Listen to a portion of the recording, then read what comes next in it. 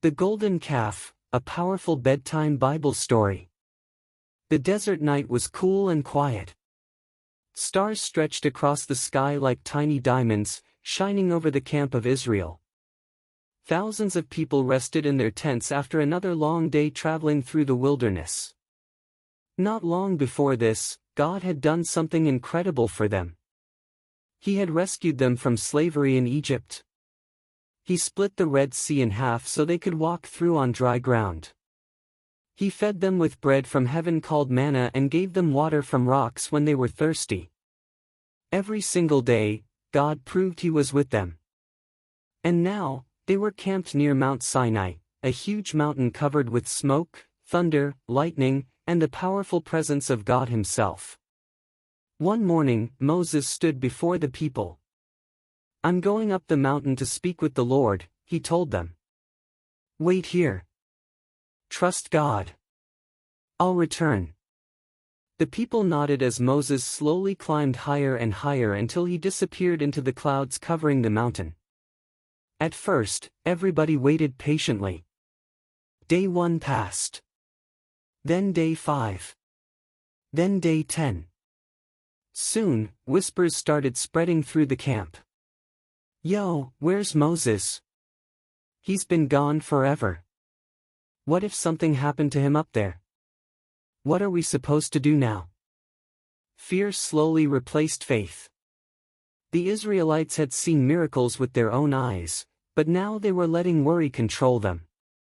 Finally, a large crowd gathered around Aaron, Moses' brother. "Come on, man," they said. "We need a God we can actually see. Moses disappeared, and we don't know what happened to him." Aaron looked nervous. Deep down, he knew this was wrong. God had already commanded them not to worship idols. But instead of standing firm, Aaron gave in to the pressure. "All right," he said slowly. "Take off all your gold earrings and bring them to me." The people rushed to their tents. Men, women, and children pulled off their gold jewelry and piled it before Aaron.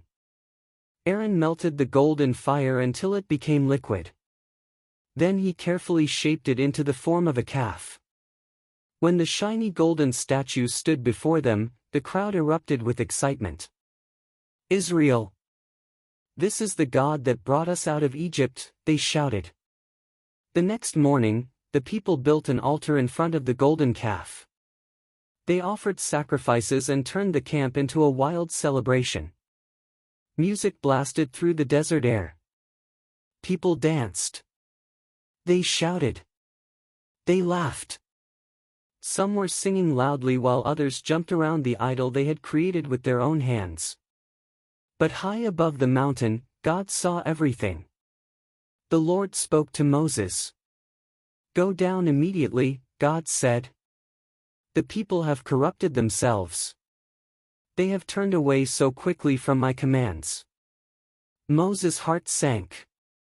After spending 40 days and 40 nights in God's presence, he carried 2 stone tablets written by the finger of God Himself, the 10 Commandments.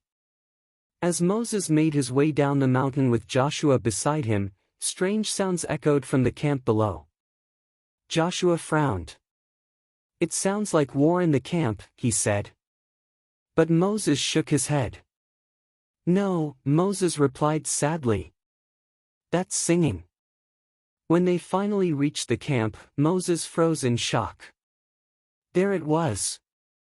The golden calf stood in the middle of the people while everyone danced around it like it was a real god.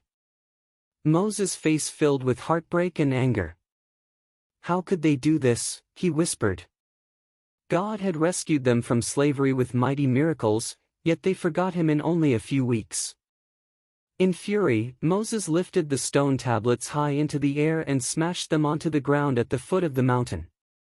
Crack! The stones shattered into pieces. The entire camp suddenly became silent. The music stopped. The dancing ended. Everybody stared at Moses in fear. Then Moses marched straight toward the golden calf. He grabbed it, burned it in the fire, crushed it into powder, scattered it over water, and made the Israelites drink it. The people lowered their heads in shame. Moses turned to Aaron. "What were you thinking?" Moses asked. Aaron looked embarrassed and afraid. "Don't be mad," Aaron replied quickly. "You know how these people are. They pressured me. They wanted a god to lead them. I threw the gold into the fire, and out came this calf." Moses could hardly believe what he was hearing. Aaron had allowed fear of people to become bigger than fear of God. That night, sadness spread across the camp. The Israelites realized they had sinned badly against the Lord. They remembered how God had protected them at the Red Sea. How he fed them every morning. How he guided them through the desert. And yet they still turned away from him because they became impatient. But Moses loved the people deeply. Even after all they had done, he prayed for them. Moses went back before God and said, "Lord, please forgive their sin. If not, blot me out of the book you have written."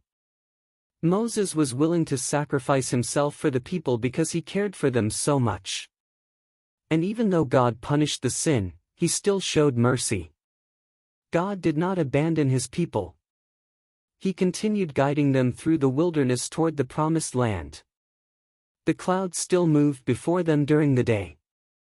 The fire still gave light at night. Because God's love was greater than their failure. The camp slowly became quiet again as the stars filled the desert sky. Parents tucked their children into bed. The fires burned low. And somewhere in the stillness of the night, the people learned an unforgettable lesson. Never trade the living God for something made by human hands. Never let fear become stronger than faith. And never forget the God who rescued you. Bedtime Prayer Crescent Moon. Dear God, help me trust you even when I have to wait. Keep my heart faithful and strong. Don't let fear or pressure pull me away from you. Thank you for your love, mercy, and forgiveness.